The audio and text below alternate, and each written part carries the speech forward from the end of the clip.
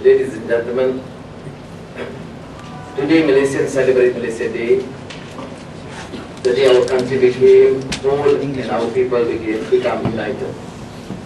This day has a new meaning. After years of struggle, fighting against a system that is corrupt and unjust, we affirm that victory is finally at hand. Our vision of rebuilding this country and bringing its people together as the founding fathers' ambition is within reach. The economy is in turmoil, with runaway inflation and joblessness creating widespread discontent. Racial tensions have been rising, exacerbated by the propaganda spread in the government-owned mainstream media. The administration has offered no vision to steer the nation out of this quagmire, and there is manifest erosion of confidence in the current government. We in Pakatan Rakyat believe we can save Malaysia from economic ruin and the dangerous politics of racism. We will do so prudently, legally, and in doing so, we will not jeopardize the security and stability of the country and the safety of its people. We have received firm commitments from members of Parliament in excess of the number required to form a new government, and our government will reflect the diverse makeup of Malaysian society. It has been our concern to ensure a peaceful transition of power. We do not wish to see a repeat of what transpired in Selangor and Perak state governments, where following the victory of Pakatan Rakyat on March 8, documents were shredded and removed by the outgoing administration.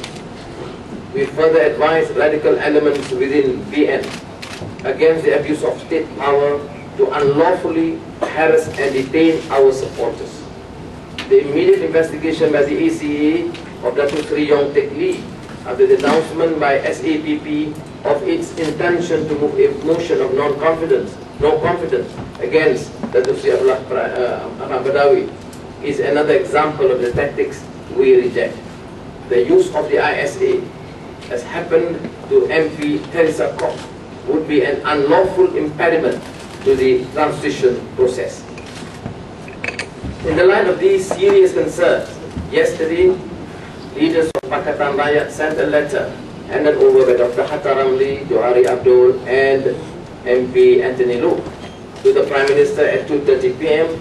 requesting a meeting to discuss the future course of the nation's leadership and to seek his assurance on the following important matters: that the BN shall not hinder or prevent their BN MPs from acting in accordance with their conscience, constitutional rights, and independent judgments; that the BN government shall not invoke ISA to detain any of the MPs who will join Pakatan Rakyat, or any of the present 82 Pakatan Rakyat MPs; that the BN government shall not invoke emergency or police powers, or suspend the constitution, or dissolve parliament in response to our intention to form a new government; that the Barisan Nasional government shall not impose roadblocks and impede the MPs from gaining access to the House of Parliament and the institutions of government.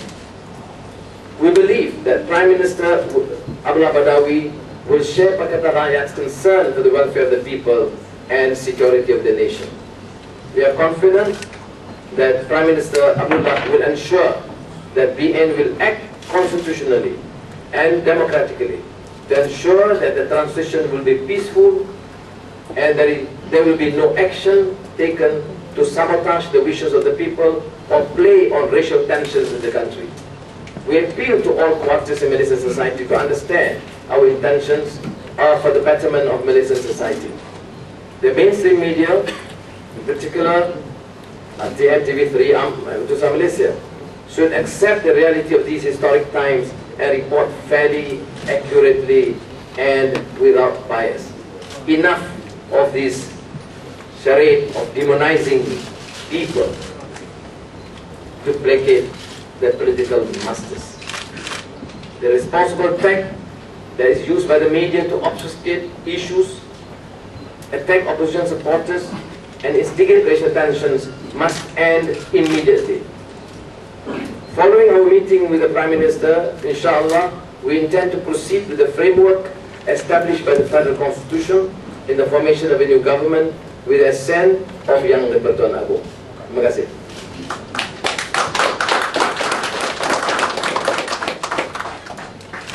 Ada soalan? Terima kasih banyak.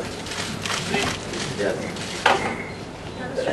I'm very sure your own Pakatan ethnic and also you're receiving the same questions that a lot of people are asking us, much more than the government should have the numbers.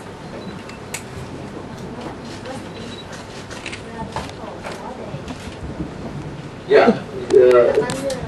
Questions are raised. Who are they? Where are they? You name them now, they get harassed immediately. All right. So I'm telling you now that I will choose even to confide in with the Prime Minister. If he wants the list, I can show the list. Yes, in the meeting. Because until at the right opportune moment, we can't declare. We know how the system operates. One Teresa Pop in detention is enough. How many? Yeah, but I'm sorry. Where or when? When? He has not given the time and date. He says he's thinking about it. Well, there's no official reply, but I read in the Malaysia Kini. Ladies and gentlemen, I would like to remind you to please state your name and media organization before posing the question. Thank you. Although you can't name this actors who are jumping over, can you at least tell us what is the majority that you have now? We have a slight majority. Give us a figure. Of course, that it has to be beyond, in excess of 31. So how many of them have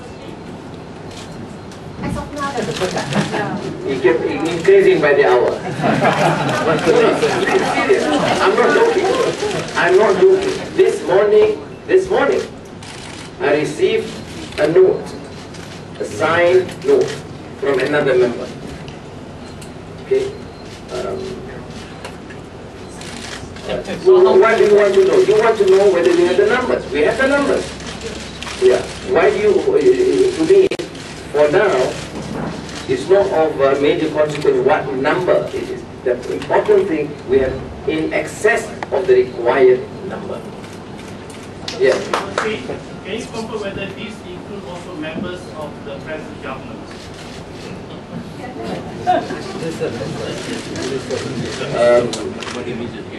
Yeah, I mean members of the cabinet, ministers or deputy ministers, or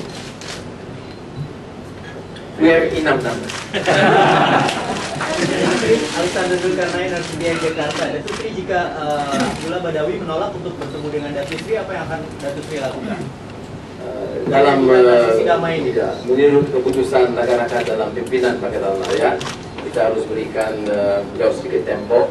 Kerana beliau juga punya permasalahan yang besar dalam partai sendiri. Beliau juga sedang terdesak dalam partai, jadi kita beri ruang sedikit untuk beliau berfikir dengan sebaiknya untuk kepentingan nasional dan juga menjamin transisi yang aman dan teratur.